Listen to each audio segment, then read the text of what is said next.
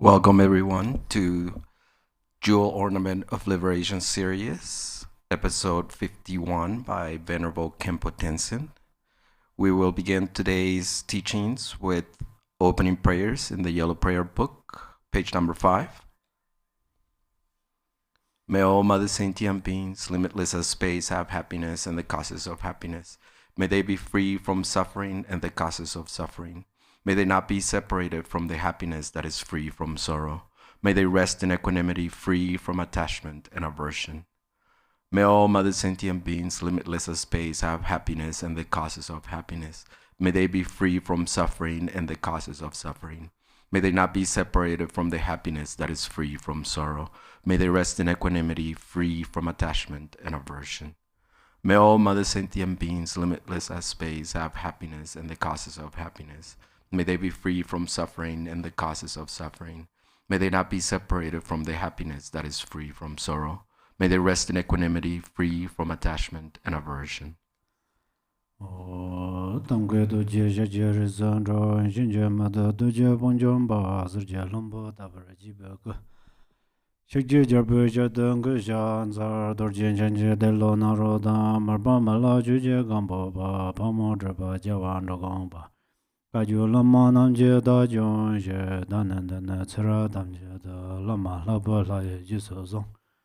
Lo son yon din jom zhe nga la wan din zhe dong jin zhe be ge le zor da so lo chu zhen zhe war zin jia lab de zor chu lam den zhe war zin jia lab de zor lam zhe wa zi war zin jia lab de zhe wa yi jie zan jia war zin jia lab de zor gang ge din jian ge war jiong ga ba me ba jie me ba chi ba me ba ta me ba wa me ba zhuo me ba ta de de me den jian me zhe ba ni jie xie din ba Zuba Sanje Mana Je Tamba de la Shanzar Do Zhenje Zava Lama Jije Kuzong Do Je Sinlan Tata Dage Julan Pid Dage Dimba Dan Sim Jin Je Don La Po Jen Je Bra Sin Je Lab De Zor.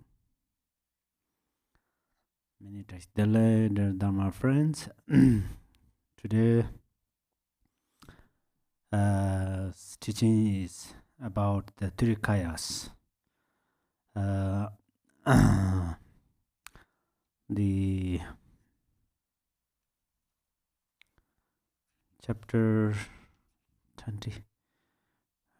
20th chapter, yeah. So three kayas are the Dharmakaya, Sambhogakaya, Nimanakaya.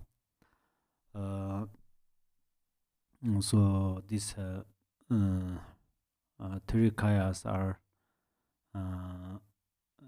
actually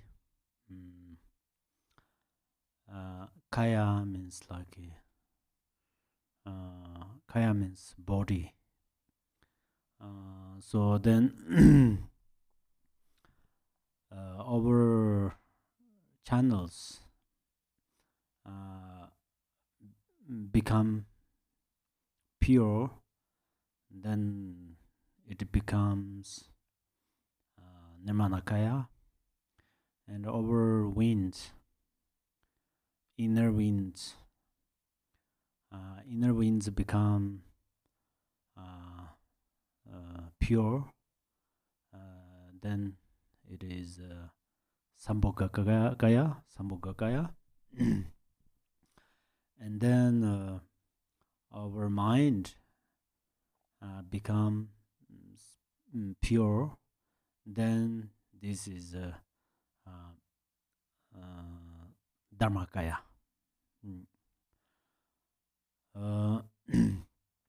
Actually, there are 5 kayas, and for most of the time we say 4 kayas.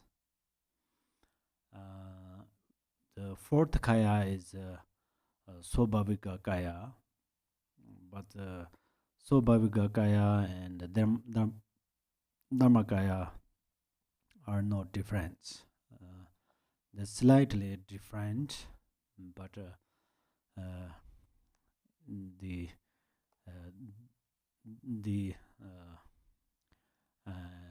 innate kaya or Swabhavika kaya is included Dharmakaya. and then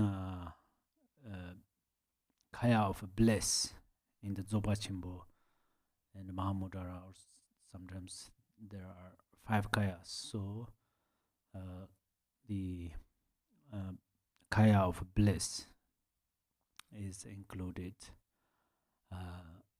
Sambhoga kaya.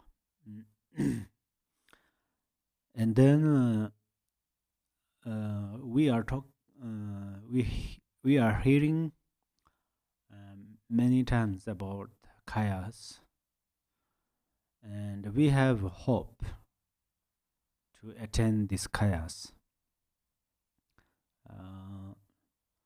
So these 2 things are very good things. Our hope is very good in this case, and our we hearing this about three kayas are is also is very good. But at the same time, there is a very important thing that often I thinking about the Dharma practitioners. I am include you too. So we have hope to attain Buddhahood or Trikayas, and we hear about Trikayas, but we are going to understand the benefits of Dharma practice. If we understand benefit of Dharma practice, then we automatically or voluntarily we engaged Dharma practice. For example, you understand the quality or benefits. Yeah, you understand the benefit of water. So I don't think we should tell you drink water.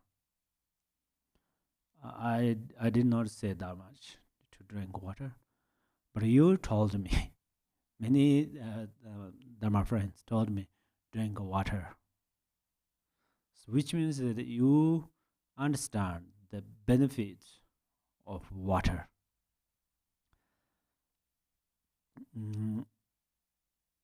So similarly, if you understand the benefit of Dharma, then you really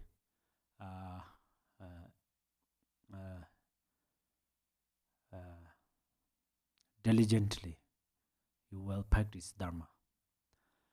And then Trikaya, we're talking about Trikayas and Dharma practice. Then at that time, what do you think?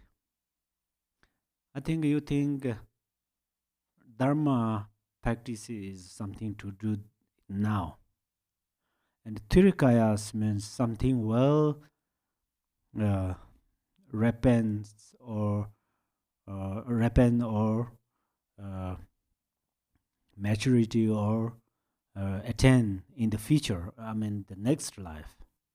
This understanding is actually right. This understanding is right. But if we make too gap between our Dharma practice and the result, then sometimes we lost enthusiasm to practice Dharma. That's what I think. But then so I'm talking about the benefits. You should understand that our Dhamma practice has a great benefit, but that benefit is not only after many lives or this life, or many years later. So Dharma practice, if you practice Dharma today, it benefits today. If you are practicing Dharma right now, it benefits right now. So that's why your mind is like a river, water, yeah. So you drink water right now, it benefits right now. It's benefit to you right now. So Dharma practice greatly benefit in this life because it progress over mind, progress or increases over mind. That means first we fear or afraid of lower realms. That's very good. Afraid of lower realms is also you don't think that after this life reborn in the lower realms. Yeah, if we cultivated the cause of that, yes, we will. But lower realms means opposite of happiness. Lower realm is another name of suffering, actually. So, if you practice Dharma right now, it purifies or it prevents suffering, or it eliminates suffering. So that we are going to experience. After we know, we should experience. Sometimes we experience the happiness of Dharma practice, the result of Dharma practice, which is happiness, but we don't know. Sometimes we know, we don't experience.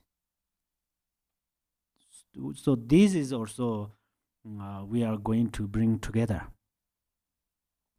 Sometimes we practice Dharma and we experience happiness, but we don't know that is the result of Dharma practice. There are a few reasons. One reason is we expect great results. That's right. Dharma practice has a great result. That's right. But Dharma practice has a small result too. Small result or the temporary results or like that. Moment to moment. It's a benefit. So we have to understand that. So, for instance, as I told you, Dharma practicing is like a river. So, very beginning of river is very small. This river is very small. At that time, we don't call it a river, but that is the result of the practice. Sorry, that is the water. There is no difference. But then this, the beginning water combine with the other waters, and this water become bigger and bigger, and then it becomes river. And then this river combine, join together, join with the other rivers. Then this river becomes bigger and bigger, and eventually this river becomes ocean. So that's extremely important to understand. So we always think, oh, ocean is somewhere. So I'm here. I'm going to go to the ocean. ocean to see, take pictures or whatever. So we think ocean is so far from here, for example. But if you went to the mountainside, there are small rivers, small water. Small water, they becomes river. They become river because they join with other water rivers, and then they follow. Eventually, they become ocean. Likewise, today, right now, you listening Dharma, or right now you are practicing Dharma. This is Dharma. This is happiness. But then this practicing step by step uh, increase, and then eventually your mind will become uh, boundless space. You will free from thoughts. So then Dharmakaya, Sambhogakaya, Nimanakaya. So Nimana, they have different layers. Dharmakaya is completely free from thoughts. Completely. That's what we call Dharmakaya. So then these three kayas are where we feel that they are in the tankas. But they three kayas are, the tankas are tankas, but three kayas are in our body. So your body is your body, in your body has a 72,000 of channels. So that's where these channels are Nimanakaya. So that's where Nimanakaya is in your body. And through these channels, each day, 21,600 breathe. So that's where you had this breath or air or inner element, air element is Sambhogakaya, so which is in your body. And then mind, for example, you start to fall in sleep. So at that moment, the 1 second is the first second that you fall in sleep. Fall means you fall in sleep. At that time, if you recognize that is Dharmakaya. So usually we think Dharmakaya is the hardest to find, hardest to experience. Other kayas are easy peasy. But in the reality, Dharmakaya is very easy. We experience Dharmakaya is very easy. Experience Dharmakaya is very easy means just a moment ago I told you. When you fall in sleep, at that moment, if you understand that is Dharmakaya is there. Second, when you are unconsciousness, if you recognize that, Dharmakaya is at that moment.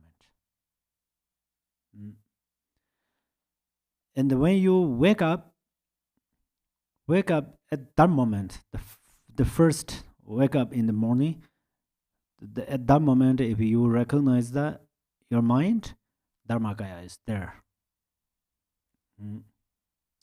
So Dharmakaya is not so difficult to recognize. So Dharmakaya, we will recognize Dharmakaya effortlessly, actually, effortlessly. But then this effortlessly, if you are going to recognize Dharmakaya through effortlessly, you are going to cultivate merit.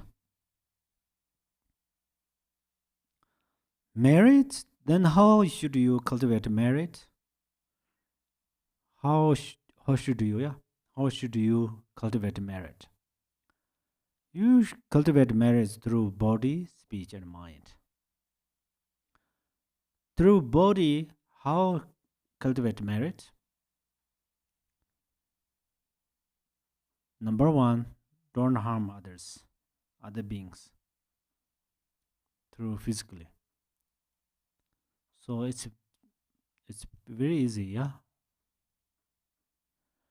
But if you directly or indirectly harm to other beings through your physically, then you should adjust your actions. So to physically you help other beings.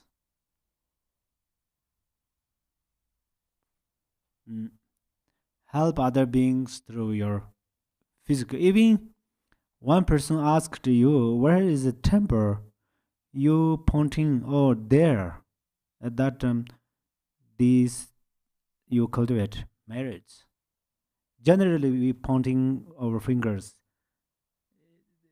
and you through pure motivation, sincere motivation, all through loving kindness, you point. Then this is that moment you cultivate merit. And also, if you clean the temple, if you cannot make clean whole part of a temple, but on the way of the temple, I just say temple, but not only temple, on the route.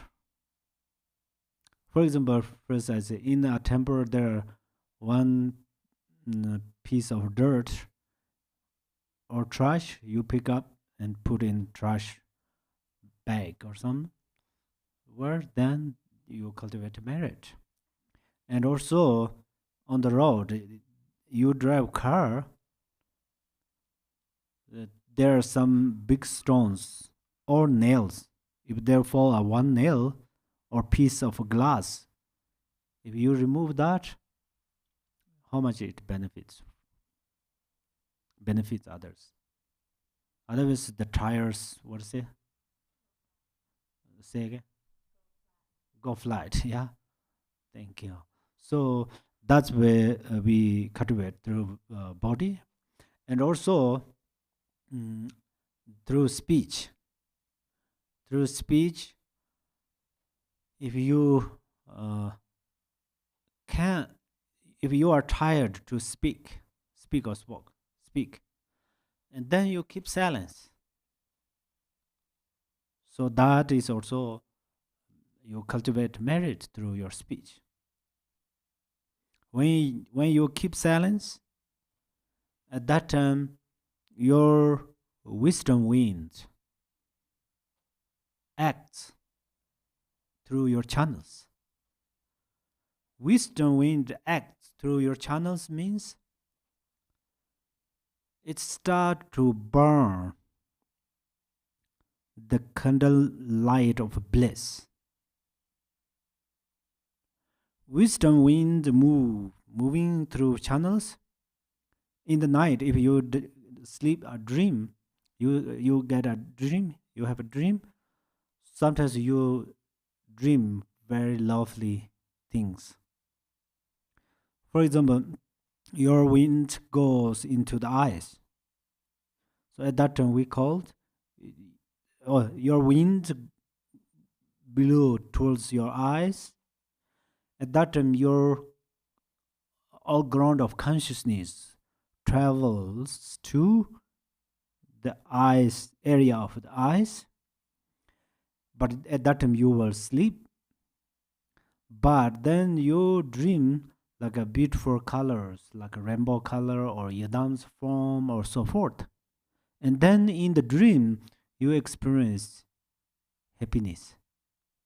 So that happiness is the represents of bliss, or the fire spark of bliss. That bliss becomes bigger and bigger than Sambhogakaya. Means that. So otherwise we think how related Sambhogakaya and speech. Yeah. So now hope you a little bit understand. How related Sambhogakaya and speech? Because speech and winds are friends, very good friends. That's where winds and the wisdom winds. Winds means wisdom winds, and that wind and your mind are friends. That's where even in the dream you have you will dream nice dreams. If your consciousness travels to the ear area of the ears, then in your dream you hear very sweet sounds, nice sound, mantras, or so forth. So that's why that means your wisdom wind carries or leads your consciousness.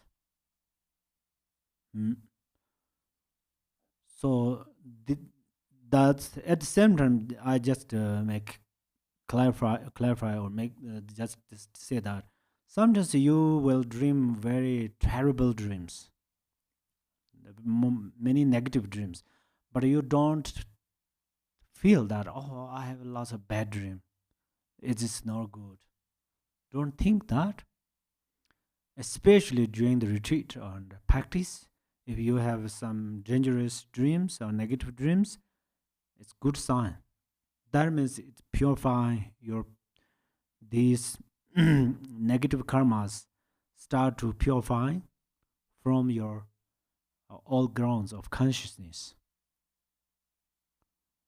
As we if we injured and then we go to the hospital and we then doctors or nurses help us at that time, it's not so pleasant, but that means we are healing from this injury or wound or so forth. It's very similar.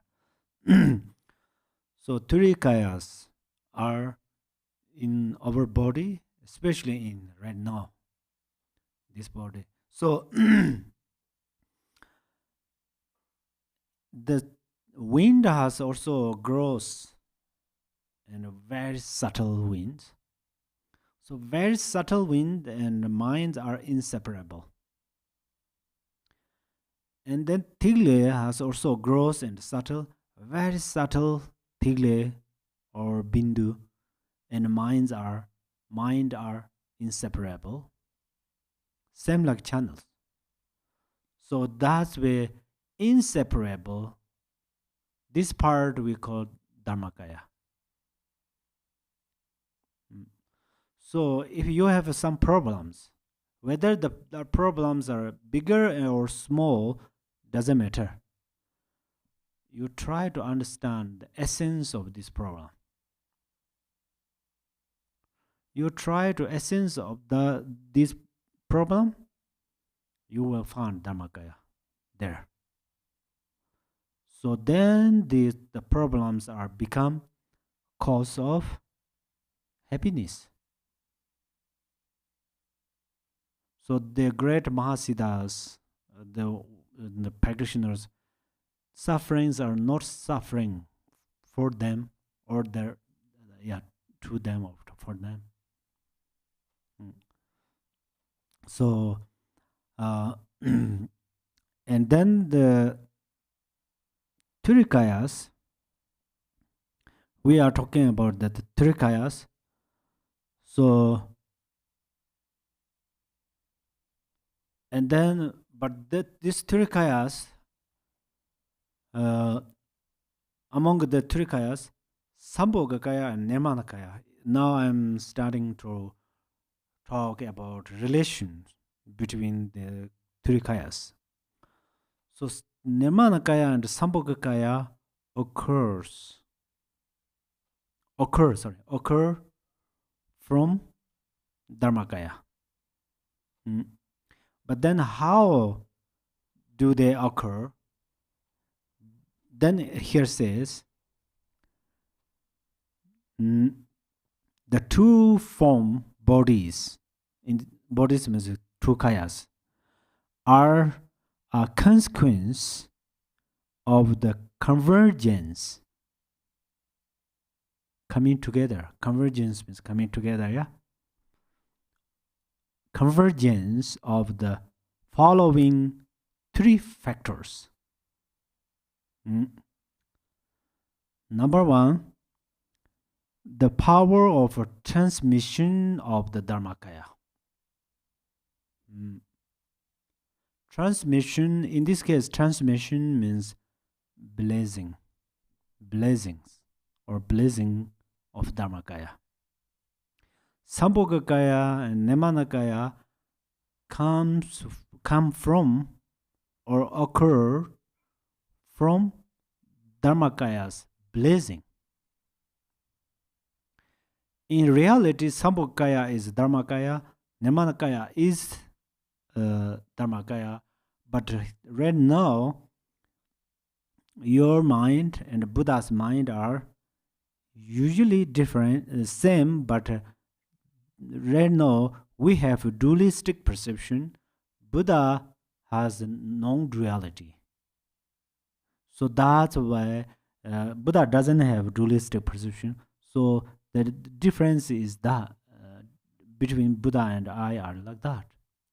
So even this is not different between two peoples, thinking being and Buddha, okay? I mean, not two people. One person has two different. When Milarepa, he follows his consciousness, Milarepa was thinking being. But when Milarepa recognized his consciousness as wisdom or Dharmakaya, at that time Milarepa was Buddha. So Milarepa was one person, but he has two recognizes.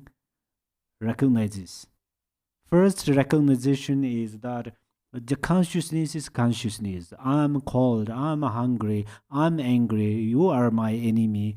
And at that time Milarepa was not Buddha. But then Milarepa recognized, oh, there is no enemy.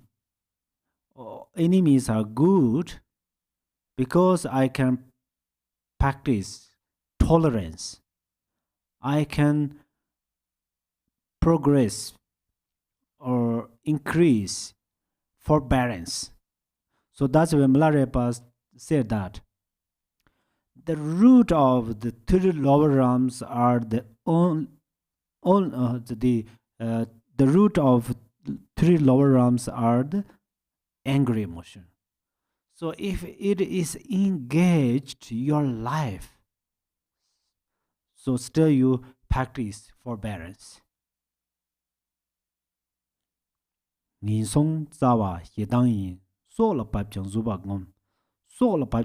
it is related to your life, if you don't practice tolerance or forbearance, then almost you lost your life. Still, you should practice forbearance. But this means the practice forbearance is very important. The meaning is that. So then forbearance, tolerance means not always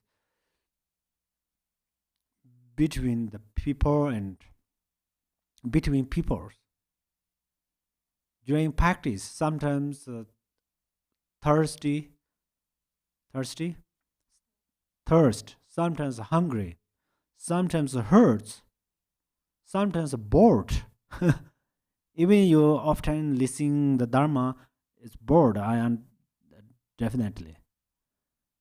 For listeners, when people listen teachings, I really rejoice that, because one action you you you have one action when you listen Dharma, but you practice six perfections. Six perfections, all the Dharma practices are included, six perfections. And if we practice six perfections, we attain Buddhahood. That is the perfect way to join Buddha's, how to say, Buddha's group, or Buddha's, to travel to the Buddha's stage. So that's what we call perfection. For example, you listen Dharma and you sit, whether you sit on the chair or on the floor, it's your physical condition and so forth, that doesn't matter. You stay for hour by hour. It's not easy, but you stay. At that time, sometimes you hurt your knees, sometimes you hurt your back, and sometimes the teachings are not very interesting path instructions, because of the related this the subject or the way of explain. So still you listen, that means you practice forbearance, tolerance. Yeah. And you stay in one place hour by hour, it's diligence. And then you focus the listens, whether the explanations are interesting or not. It's a very much directly related to one, to you or not. You listen, this is your concentration. Concentration is another name of meditation. And then the also you stay in the temple, for example. I mean, not always the temple. Wherever you listen the Dharma, at that time you don't break the rules and the regulations. So at that moment, you're physically not engaged, no virtues. Your speech is silence. Your mind is your mind directly, single-pointedly concentrated the teachings. So that means moral discipline. That is perfect moral discipline. Your body, speech, and mind all come together. That is the best retreat. This retreat has no pride. Also, when you listen Dharma, you know you don't have a self-pride. Sometimes teachings is possible. I cannot say the higher gurus and those. It's possible if when teaching should be carefulness, apply carefulness and mindfulness. Otherwise, oh, I can teach you special way or something. But your listeners, you never have that. That's where you don't have self-pride, so you came to listen. So that's where you have no. So this is pure moral discipline. And then generosity. Generosity means dedicate. So some come to listen is not only for he well, for example, for me, he gives special teaching, his teaching skills special. Maybe you don't feel like that, but probably you feel that, I'm going to listen that teaching, because and for listen that teaching for welfare all mother thinking beings. So that's why you dedicate your time. Time is how important. Mm. So you dedicate your precious time. If you don't listen and you work for the work, means for the salaries, you receive many money. Working, I actually rejoice that the many work is also very important. Whether you are working in the Dharma centers, of course, and you are working in the restaurant, or you are working on the anywhere, it's really wonderful. It benefits. It benefits. Uh, then uh, so perfection of generosity means you are practicing. Mm.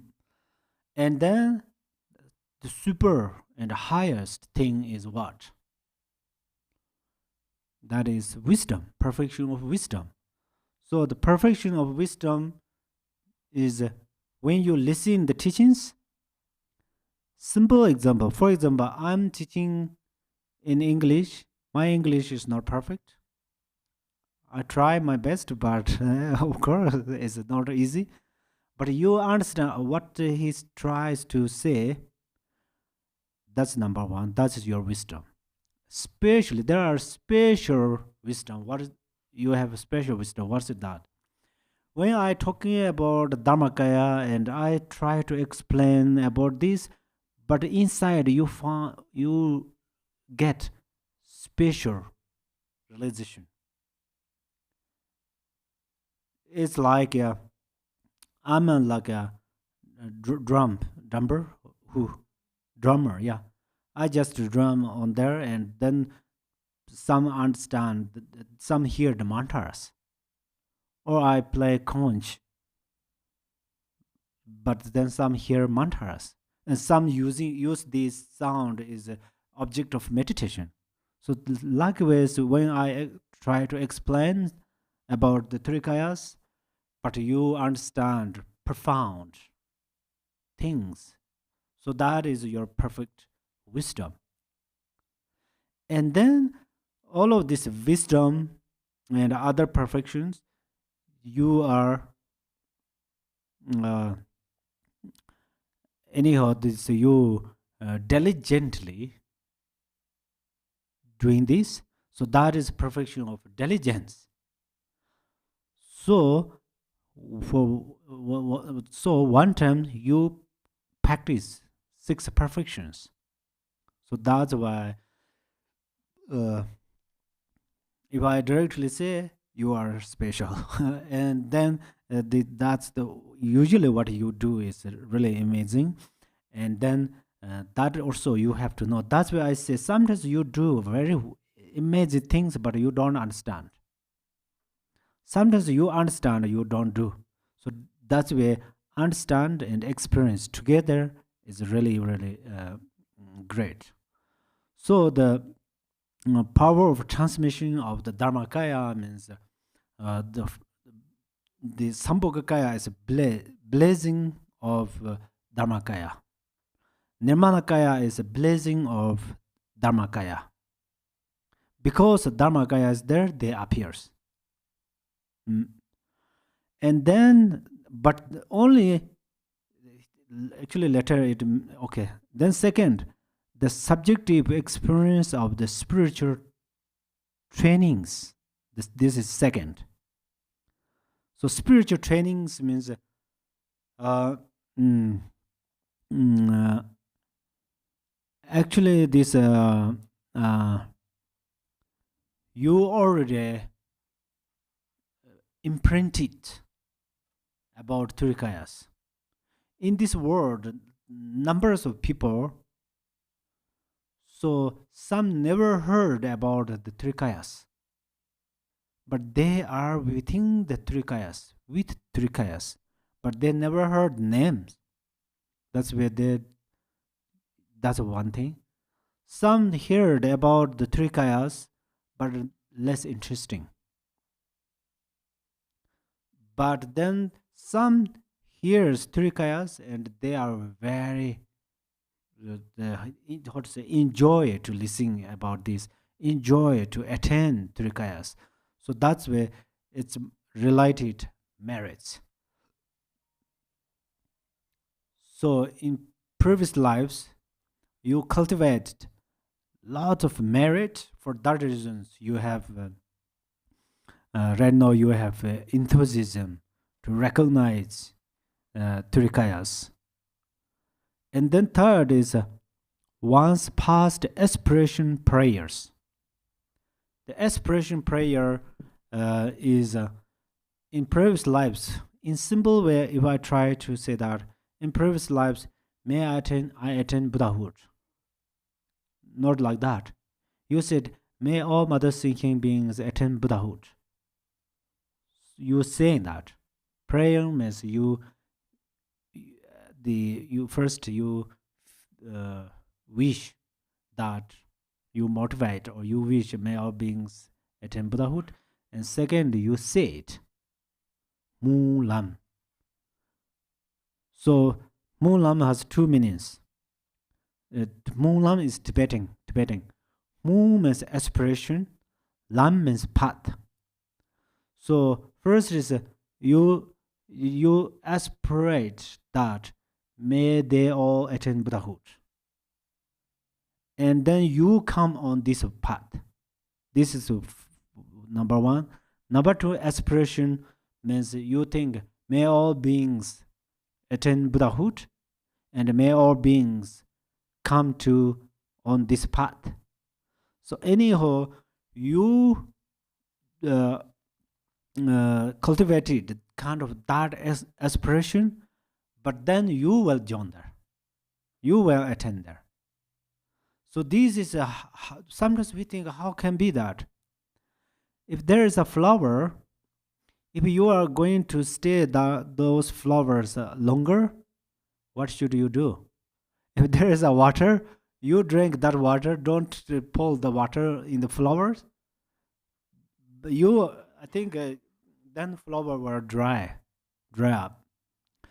But if you do water the flowers, and the flower exists in front of you, you are always happy to see the flowers.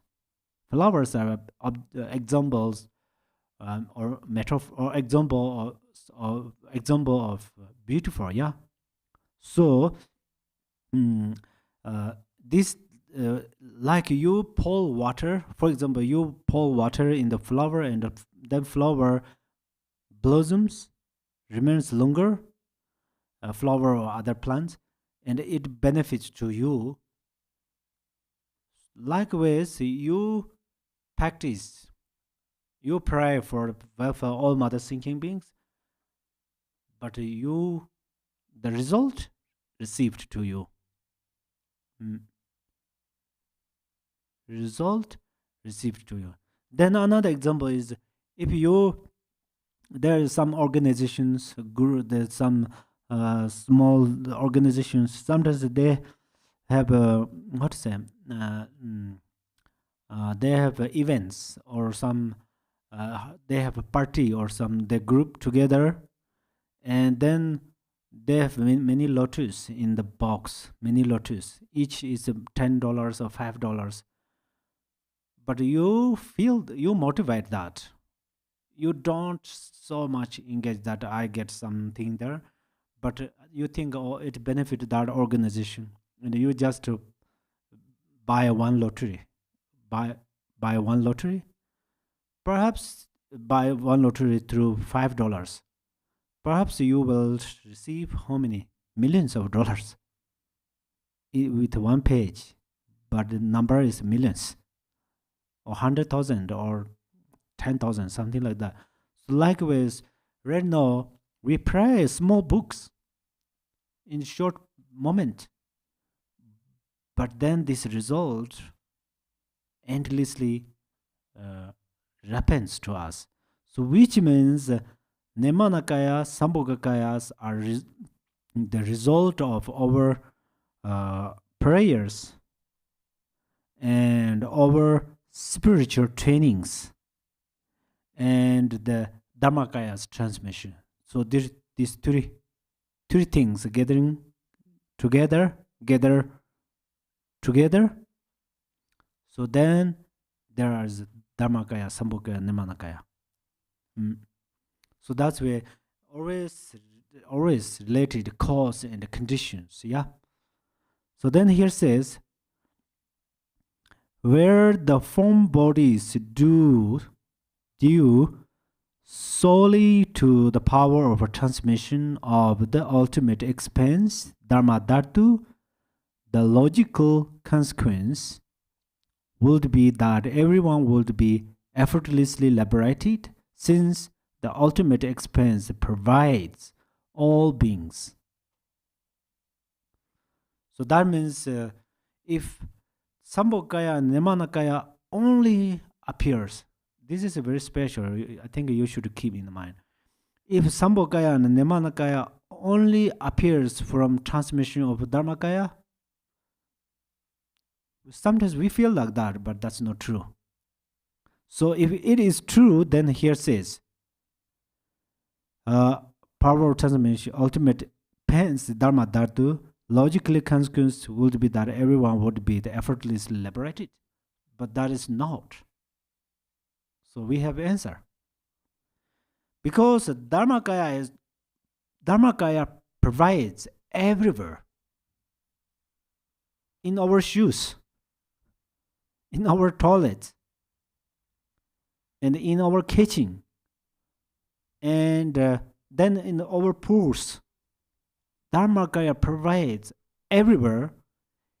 Then Dharmakaya always blessing, because if the sun rises, then the warmth comes to the earth.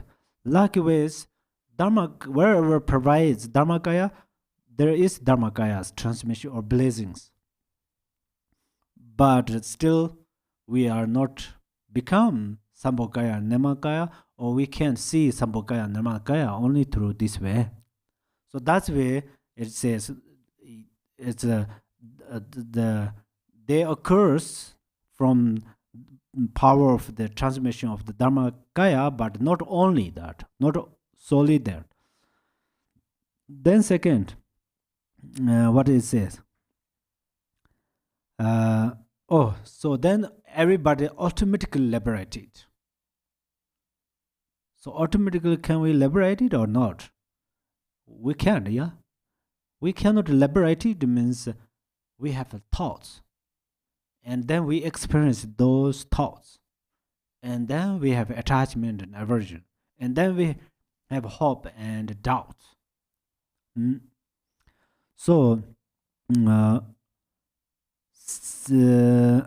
since the ultimate expense provides all beings, okay, were that the case, it would follow that all beings would be come face to face with the Buddha. However, since this is not so, they do not come solely from the power of transmission of the ultimate expense. Okay? Then second, where the form bodies means kayas, form bodies, kayas or Sambhogakaya and Nemanakayas, form bodies to be solely due to the subjective experience of beings training on the path, Buddhahood would be dependent on error, since to perceive something that is not there is in error.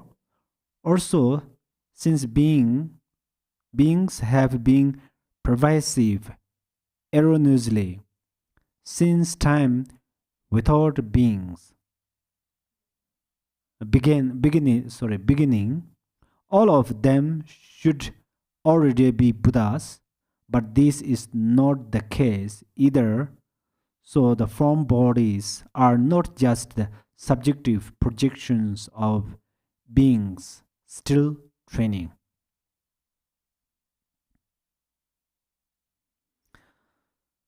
So all beings, right now, beings and Buddhas are different temporarily. The differences are that illusory mind or deluded or not. Buddha free from illusory things, and we are follow in the form of illusory. So that's where liberate means we are going to liberate from illusory things.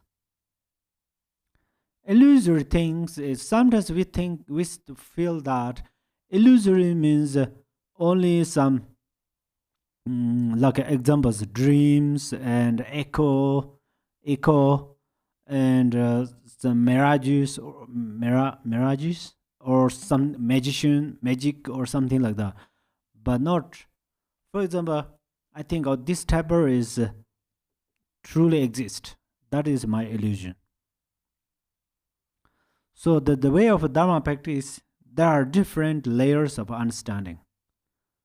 First, I look this is a tabor, but there is, if I go a little further, when I was 3 years months or 5 years months old, at that time I don't know this is a tabor, but now I understand this is tabor.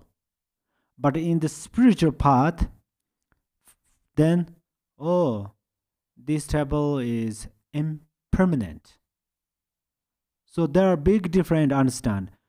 One person focus on the one object. First, this is a tabor, and then we a little bit improves through this understanding. We think, when this tabor appears to our mind, and we think, impermanent. It is impermanent or impermanence. So that is one understand. But then we are later this understanding increase. It is a interdependence. Table means legs, the wood, and different directions and different. So this is interdependence. And then this understanding increases emptiness. Or tabor, whenever tabor appears in our mind, emptiness. And then that realization has also different layers, and the highest is non-duality. So that's why if only the experience of the spiritual trainings, these two kayas appear from there, then all beings are already Buddha, but all beings are not Buddha. But that means we have a Buddha nature, but not yet, because Buddha or not is we free from illusions or not. Yeah. So that's why here say that. And then third, were the form bodies to be solely due to former prayers, then has a true the perfect Buddha achieved power over prayers? If not, then that Buddha has not reached omniscience. If a Buddha has, then since his prayers are unbiased and for the benefit of all beings, the logical consequence would be for each and every being to be liberated. But this is not the case. So the form bodies do not come solely from former prayers.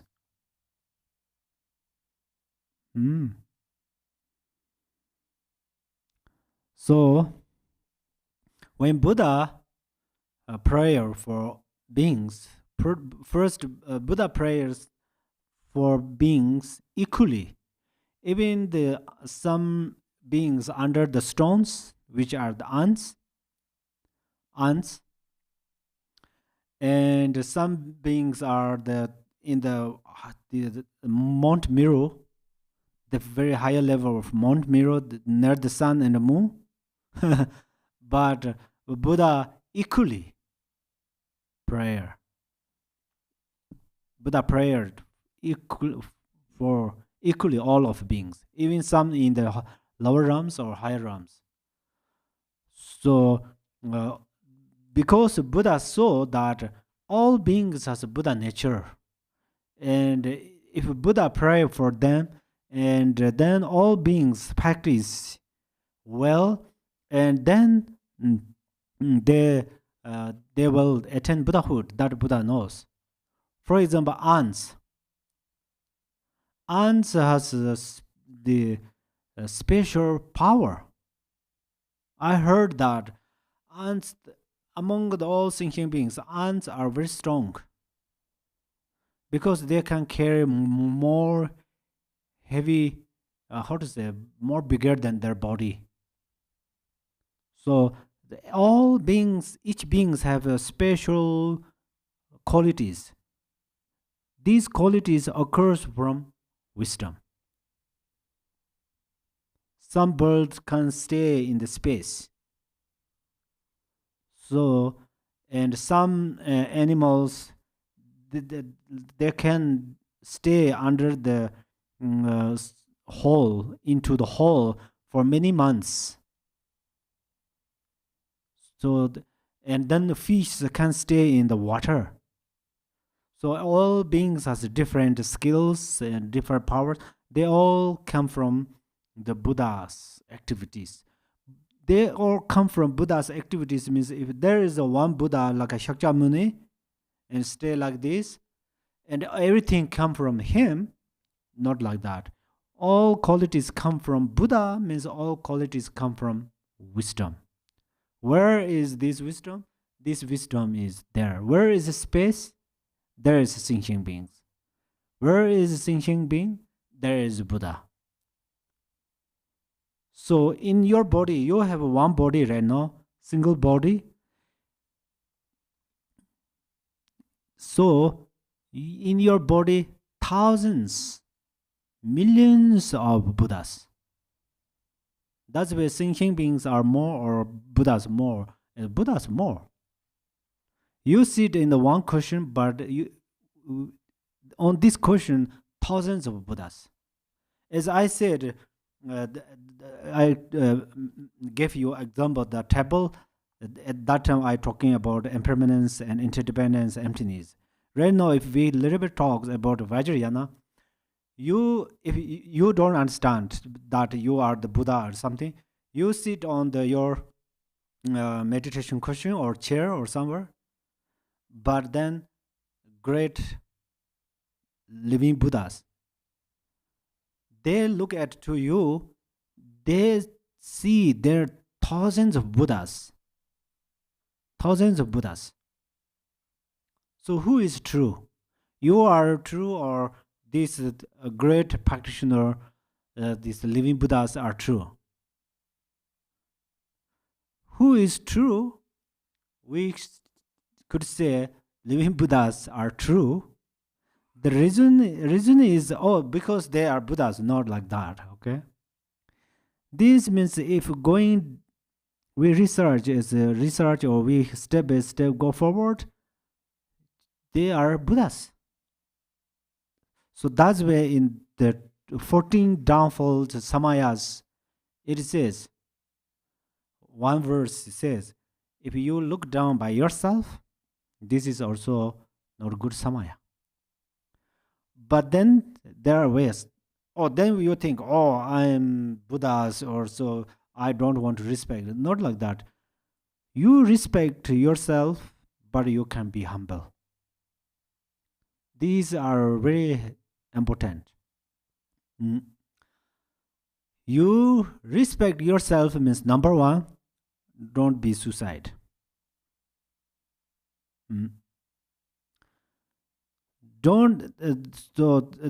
That means you in your body has thousands of Buddhas. If only we're talking about the elements, The five family Buddhas are the, five elements are the five family Buddhas. So the reason is, as briefly talked about the Bindu or Tigle, the subtle Bindu or the Tigle and the mind are inseparable, that I told you. So this Bindu is luminosity. This luminosity we call another name is wisdom. Through part of mind, we call it wisdom. Through part of the Bindu or Tigle, we call luminosity. So, and then through the this radiating, we call the wisdom wind. So from this luminosity, mutual become maturity or matures, five family Buddhas appeared. Five family Buddhas. And then this luminosity radiate, provide everywhere, and the radiate, yeah, like a spangled, something like that. And then other yidams appears. So then from your pores on your body has many, we have many pores. From these pores radiate thousands of lights. It's like a crystal ball. We have a very small crystal ball, like a mala, what's a beads or something? Yeah, beads. But then it's engaged the sunlight. There are many lights radiate. Likewise, from each poles there radiate thousands of light. So that's where there are thousands of yidams appears. That's where on the one question has thousands of Buddhas. So, but they all appears or occur through the three things. The power of transmission of the Dharmakaya. This is your view. View means first you should trust, believe.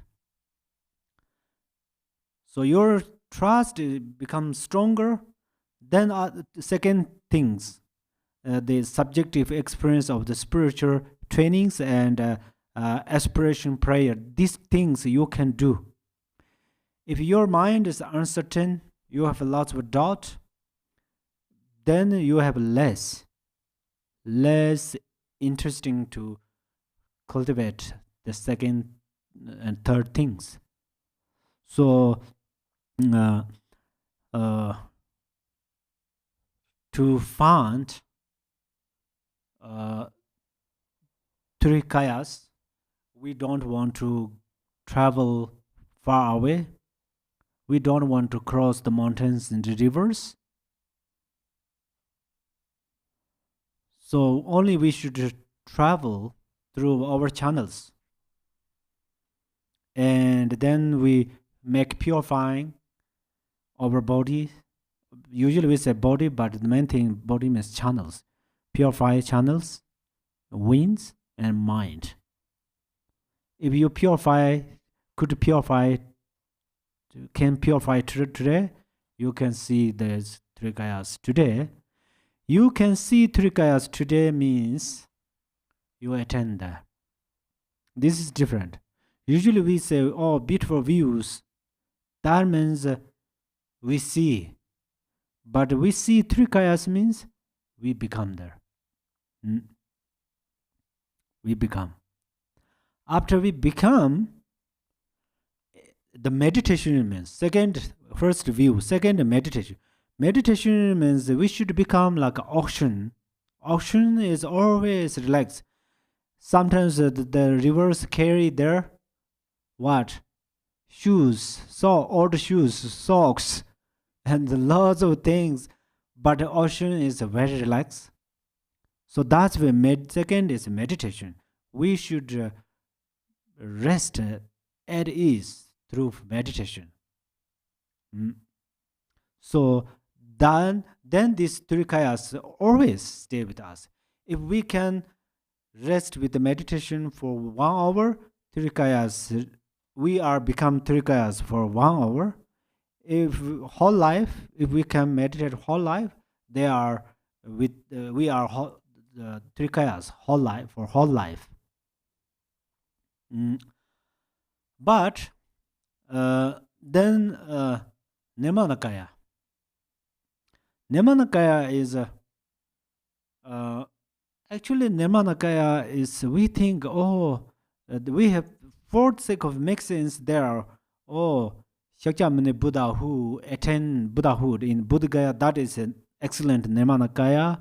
And then there are many reincarnations, they are Nemanakayas. We generally introduce like that, and yes, for understanding, for the sake of understanding, so this is good things.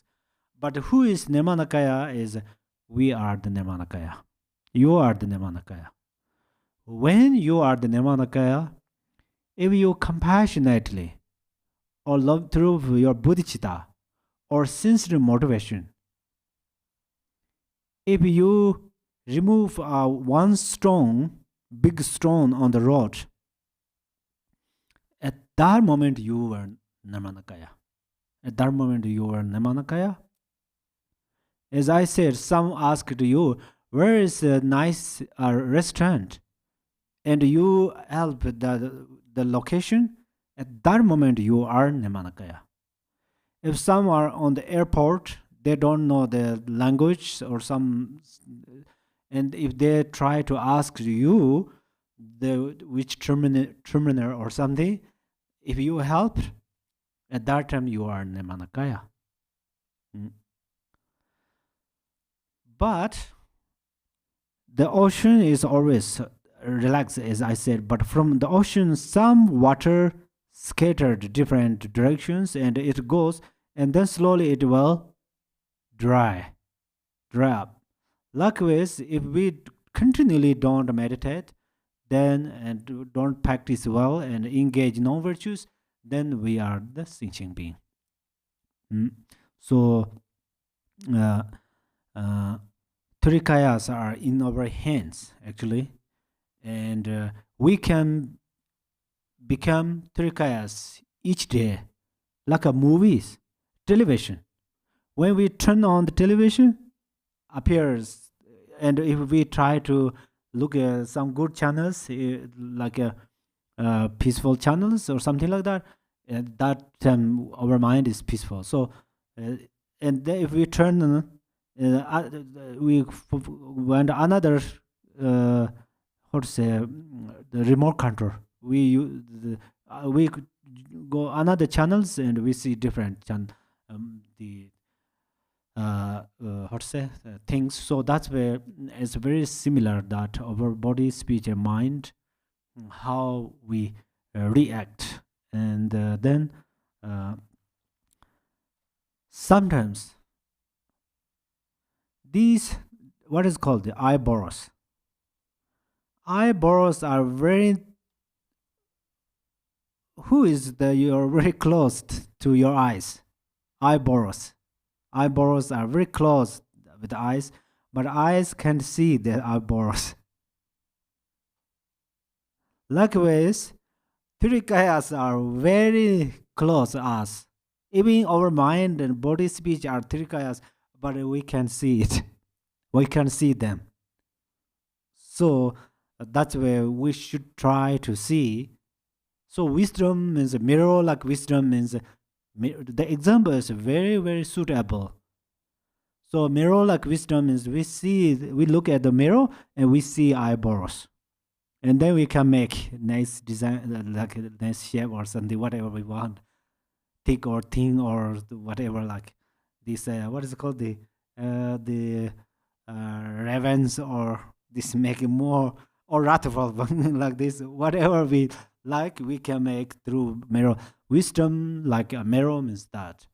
And then this eventually we will become. So these three kayas are too close. That's where we can see, perhaps. But eventually, this is not a good example. These eyes our eyes can't see our eyeballs. I think without engage this mirrors or something like that. But we will see trikayas that, and we will understand uh, uh, the we are the trikayas. So understand and see has different. Hearing, see, understand. Okay, see means separately. See, that's what I understand. The see and understand means then oneself become like that. First see, oh, like a map. If we go to the garden or zoo, first we look at map. Oh, there is something. There's these animal groups or so, and then we really see, and we likewise. So eventually we recognize that we are the Trikayas, and so that's where uh, uh, the samsara is mm, like a skin of I don't know, it's called skin of snake. Snake has a skin, but they how to say, shed. Before I use skin off, and then my teacher told me skin off is very wrathful word. So now that's very helpful. But still, I don't remember shed. Shed, yeah, skin shed. But I am later should be careful to say skin off. So uh, samsara is not. Right now we're looking. Oh, samsara means we look at a snake. At that time, snake or the snake's skin, we can't particularly the separately we can see. But the one time they shed, at that time we noticed samsara is very temporarily, it's covered the outside of our mind. Okay, so uh, sometimes samsara lose by itself. That means samsara is not permanent. And then whenever we lose samsara, we feel happy, equanimity, nice. So that means the nature is dharmakaya. So you look at the one pepper. If you have a pure perception, one pepper has 10 sentences. In a 10 sentences, each sentence has for example, A, B, C, D. Every has inside has a hole, like small holes. From these holes, yidams appear. Yidams appear from emptiness. So that's where you read books, you can see yidams there. So everywhere, the yidams provide everywhere. So for that reasons, we can see yidams everywhere. So Trikayas, therefore, for each prayer, okay. So these three things, through three things, we can this two kayas appear, yeah. The fifth point explaining the reason for a definite number. Definite number means we don't talk more kayas and we don't talk less kayas, but exactly we call three kayas. Why? There are three bodies, and this number is determined by necessity, in as much, insofar as, yeah, in as much as there is dharmakaya as benefit for oneself and the two forms bodies as benefit for others. Yeah. So definite number, trikayas are definite number, but why we bring this definite number? Because If we are going to benefit other beings, then Nemanakaya and Sambhogakaya are extremely important. Later, actually, it is explained. Nemanakaya knock the door, or call phone, something like that. So it says, wake up, or like an alarm clock. Oh, otherwise we fall asleep. So if tomorrow we have to travel somewhere early morning, the alarm clock is Nemanakaya. So it helps us. So Nemanakaya is in your phone. So how you benefit is through Nemanakaya. I told you the main thing is the bodhicitta and compassion. So your Nemanakaya is bodhicitta and compassion. Your Nemanakayas are there. So when you have a bodhicitta mind, you think, may all beings be happy. But that is how we practice the whole aspiration bodhicitta. But may all beings be happy means eventually what we should do. If some want help, we help. So this means if we do good things through compassion, bodhicitta. Compassion means may all beings free from suffering and cause of suffering. So that means we liberate. If some say we heard someone's sick, gets sick, and we say, oh, this is a feeling of compassion. Oh, that hopefully will not get sick or recover soon. So this compassion. So when we have a compassion in the bodhicitta, we always project good things towards others. So the sunlight and sunshine and moonlight. So the sun rays benefit these plants. Only we pour water without the sunlight, also difficult. Likewise, through compassion, bodhicitta, we can benefit others.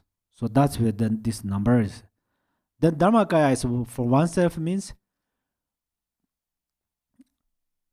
when you generate bodhicitta towards other beings, may all beings be happy and free from and happy and have cause of may all beings have happiness and a cause of happiness. So when you generate this motivation, at that moment you don't have self-grasping. At that moment, so you have selflessness. So that selflessness is Dharmakaya. So for oneself means at that time you don't have suffering. Even I'll give you one example. If somebody cut your finger,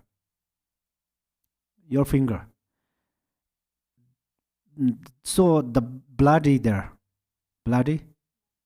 blood, and then first you think, oh, I'm pain, and you are nervous, scared and nervous. Oh, but may all beings be happy, have happiness, a cause of happiness. May this purifies other beings' suffering. So at that moment, you don't have suffering. So it's a very, very short moment, but this you don't have suffering. So this Dharmakaya for oneself means that. Dharmakaya is for oneself means you have no grasping. At that moment, you are free. So if you can extend a little bit, extend a little bit that time, then you can experience. So right now we so quick. May all beings have happiness and cause of happiness, and then we don't know ourselves that we can't experience. We can't experience, but if later expand that time, then we can understand. So Then Sambhogakaya is for welfare other beings. Is, for example, right now the tankas. Through tankas, we give tankas or we introduce about the yidams or we visualize yidams and then other beings. Sometimes you think other beings means some other outside of there, but other beings means when you visualize yidams at that time in your body has many beings. They are also connected to your consciousness, so they are experiencing happiness. Necessity in this man, okay, others. How does the Dharmakaya represent the benefit for oneself? Once the Dharmakaya has been achieved, it is the base for all other qualities, such as the four fearlessness, the 10 powers, and so forth.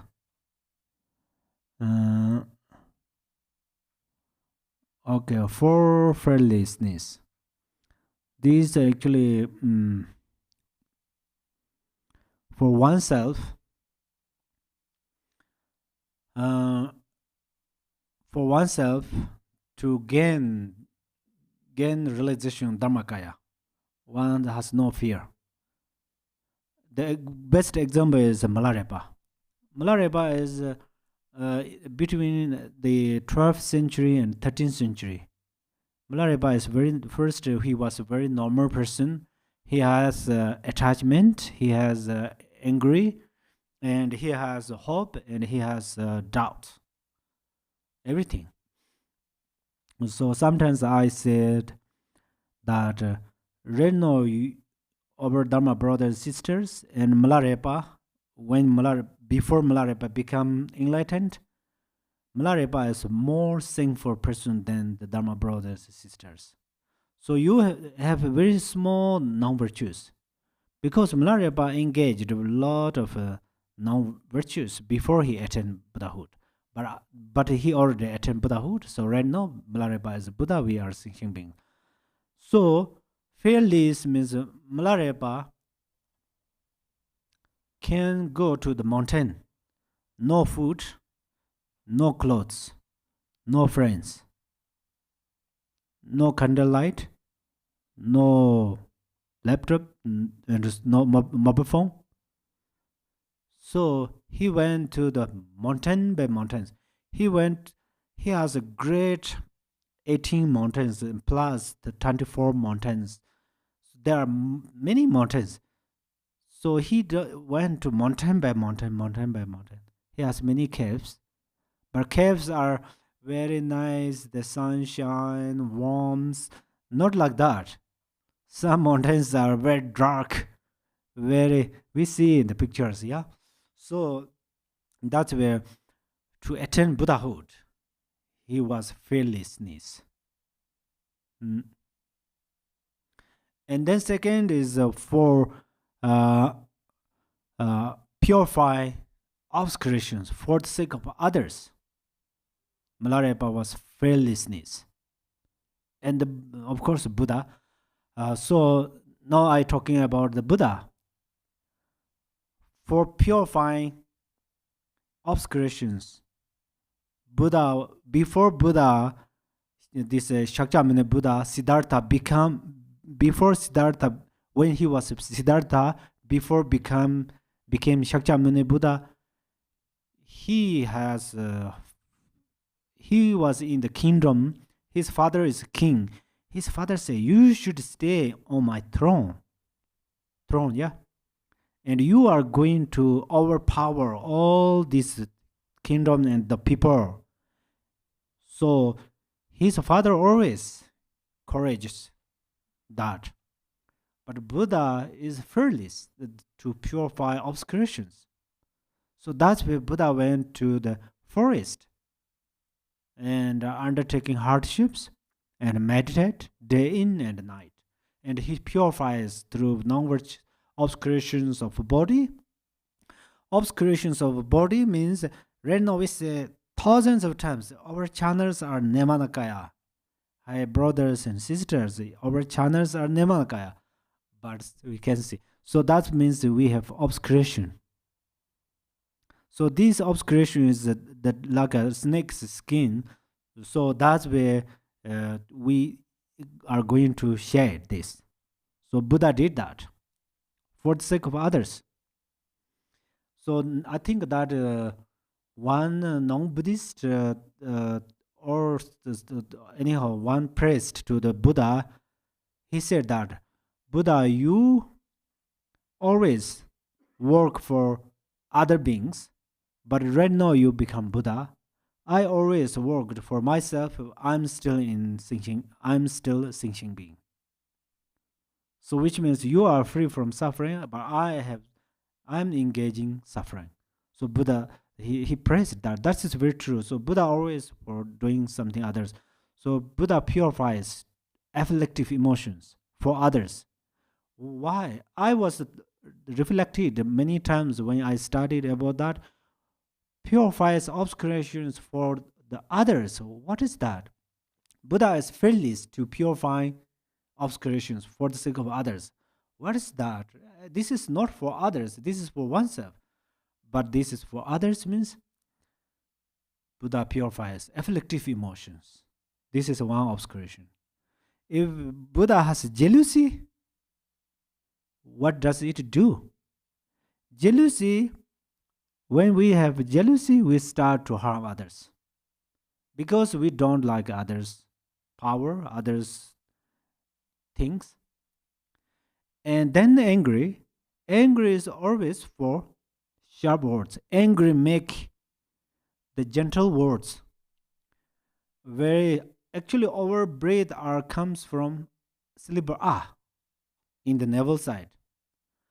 This breath comes in the throat chakra. Throat chakra and the thoughts makes one design like a form, and then come to the tongue and the palate and teeth. They makes another word, and then angry emotion make very sharp things and then shoot the other people. So harsh words is not weapon, but it cuts others' heart. Means that. So purify angry emotion, then there's no harsh words. Very polite, very gentle, very respectful. So everybody like that. Like that means if people are using harsh words to us, we also lost patience, and then we are angry, and then we lost a peaceful mind.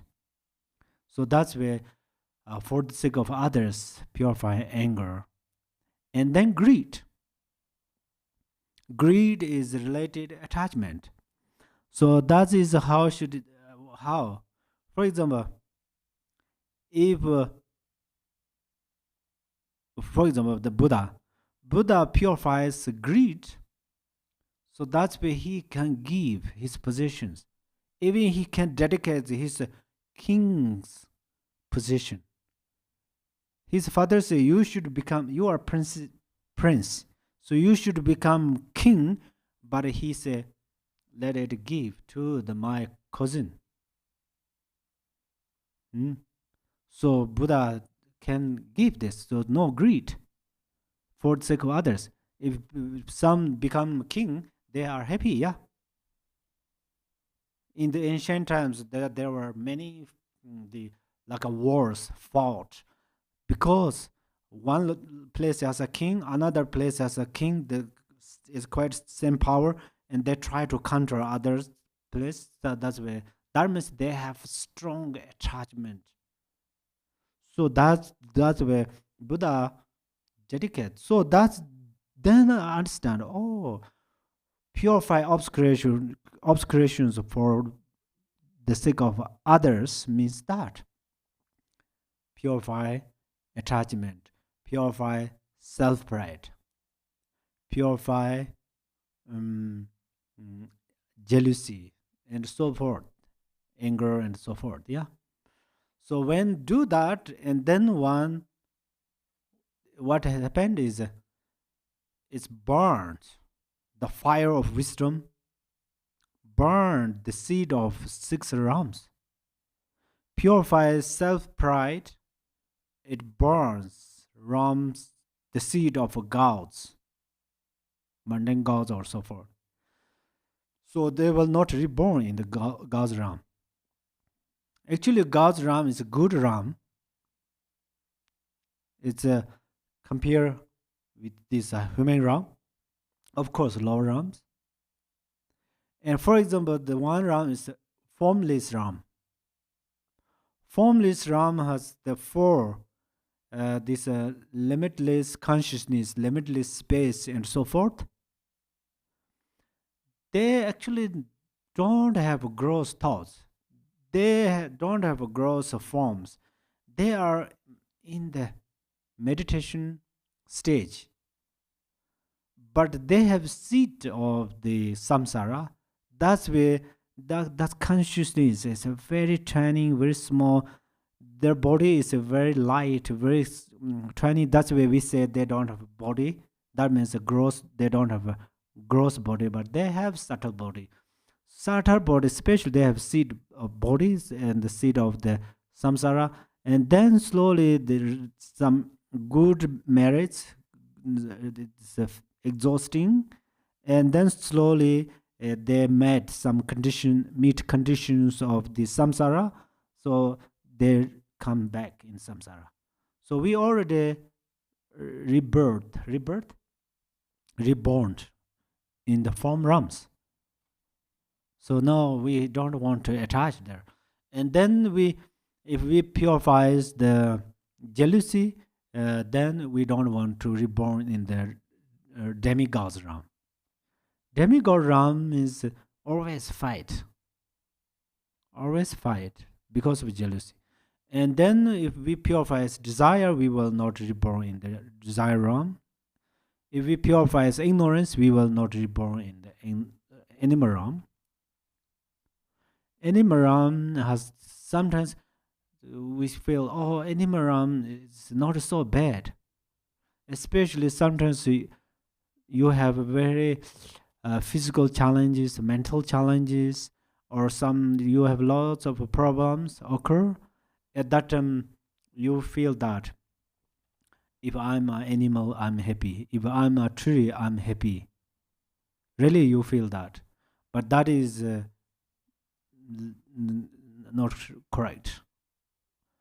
Animal realm means right now we have some problems, especially those obstacles occurs. That means it's purifying. There are many examples. The couple of years ago, or months ago, or days ago, someone facing flow of problems. One day has how many hours? 24 hours or 12 hours? 24 hours. They are suffering. They were suffering. But after a few years later, few months later, few days later, they are become much better than us. So that means this temporary, don't too much being sensitive with these temporary problems. But animal realm is why we say they have lots of ignorance, because they animal means all animals are not same karma. Some animal has very good things, as I told you, some good qualities and good skills and beautiful looking beautifuls and so forth. But the thing is, they have less wisdom. Perhaps still is quite hard to agree that. But buffaloes, only buffaloes. We are watch mobile phone through mobile phone. The buffaloes, they are doing that. Their friend caught by lions, and what is the prejudice? Not prejudice. The hunters, animals, lions and other tiger. They have no, the common name. They have predator, I think.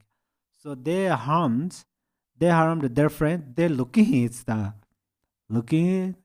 and And that is looking sometimes in human beings doing like that. But the one thing is those animals, if try to run away, we really think almost like to it's our body. When we watch that, our body moves. That means if this way run away, do this, they don't. So that's where they have a very thick ignorance. And then this is just the example, but they don't have time to cultivate the virtues, and they spend long time in their animal life, not with one body but with many bodies, after another body, after another body, always in the animal realm. So that's where the ignorance means that. And then greed, but if we purifies ignorance, then we will not reborn animal realms. And then some animals are very helpful, very diligent, very special. They are the bodhisattvas. So they come to us, come to help, for helping us. So they are, we see like animal forms, but they are not the part of ignorance animal. So they are the bodhisattvas, great bodhisattvas. And then if we purify the seed of anger, we will not reborn in the hell realms and so forth. Yeah.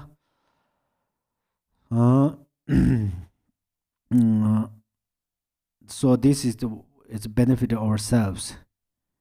Then another is also the renunciation. Practice renunciation. Right now we say, I'm afraid to practice renunciation.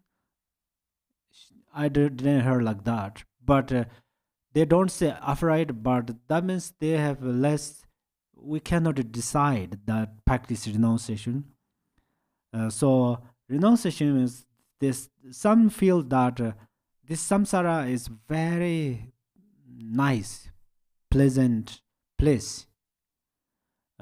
Sometimes yes, that once how to say, the merit, power of merit, but sometimes it's related to how they think. Samsara is a very good place because samsara and nirvana are same. There is no samsara. If you say like that, I agree with that, and of course. So that means you have a pure perception. So samsara is a very good thing. But one thinks samsara is very good because I can cultivate many negative karmas like that. Whether directly that say that or not, but in the main reasons like that, that means then one's wisdom is not grow yet, not grow yet. So that's where the renunciation. So in ancient times, that's Mahasiddhas. There is one Mahasiddha, it's a Kajupas, Drupa Kaju. His name is Gu Tsangpa. Gu Tsangpa means Gu means vulture, Tsang means vulture's nest. So he promised that if I will, until I liberate it from illusory perception, I'm going to stay same as vulture, and I'm going to stay together. This is one way he says. Other way he says, I become like a vulture, I will stay there. So we call him Jegusangpa. So he stayed in the mountain. This is, and then many these practitioners, they went to the mountain. Otherwise they think, oh, I have kids, I can't leave. I have some positions or something. Always our mind is connected with these things, and we can't leave them. So suddenly living is not okay, and also we just leave them, it's not okay. So if you are going to take care of your family, you definitely do it. That's very good. That means you practice well bodhisattva. So renunciation is the main thing is you have less attachment these things. For example, you have uh, mm, gold, the watch which made the gold. Yeah, gold. I don't know if we have that or not.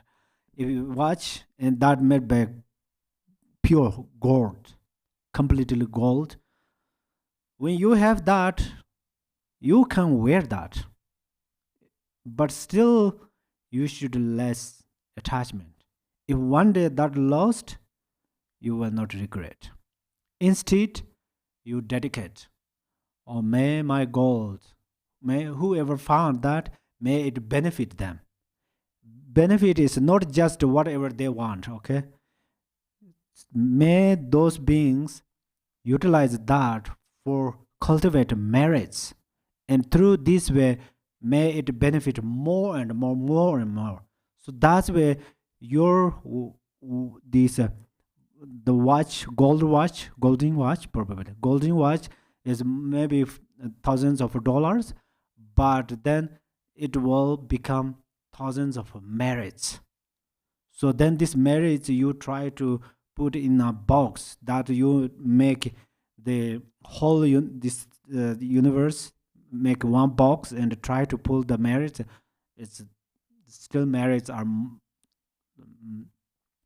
how to say, the um, this universe is too small.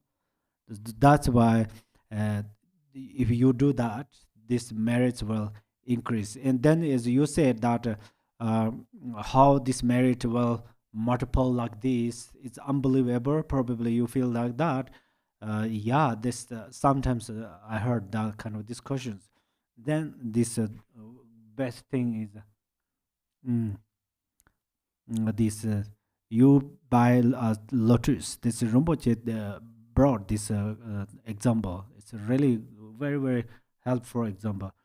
So you bought a lotus by 5 minutes, just one ticket, but then perhaps you will get 100,000, something like that. So your merits become multiple. So that's where they cultivate merits and then understand how it benefits. And right now we have wonderful opportunities. These are also related over merits. So the main renunciation is what? Main renunciation is less attachment. So that is very important. If you have that, you utilize them. If you break that, you lost that, and somebody still stole that or whatever, then at that time you dedicate instead attachment or regret or so forth. Yeah. So this is the best renunciation. Otherwise you can you suddenly don't try to go to the mountains. There is a, I don't mean you never go to the mountains. There is a time before go to the mountainside. You really should follow spiritual masters, because you think, oh, I'm going to only meditation, I don't want to do more elaborated the conceptuals of elaborations, I don't want to visualize a lot, or I don't want to lots of prayers, those things, only meditation, that's where I'm okay to go to the mountain.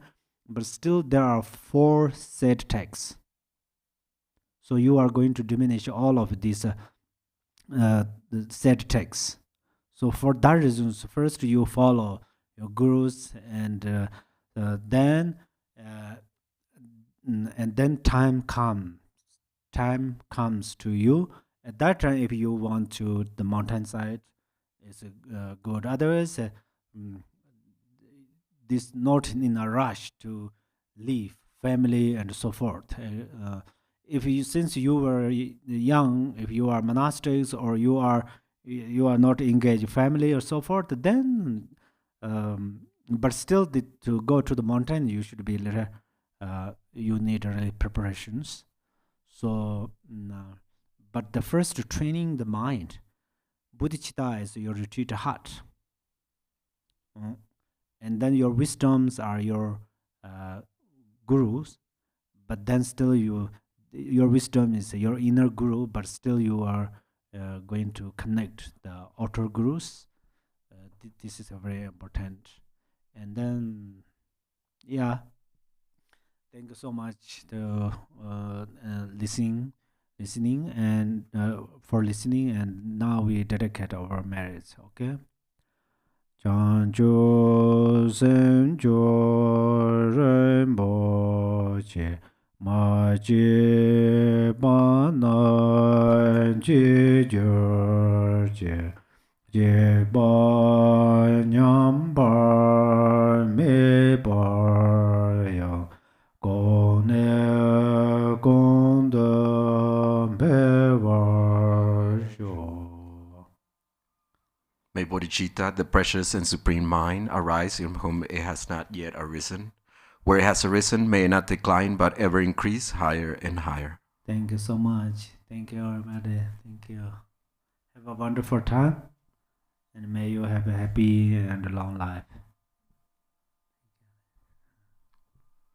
Thank you, everyone who joined us online. Please join us again on Sunday, May 7 for Lama Chopa.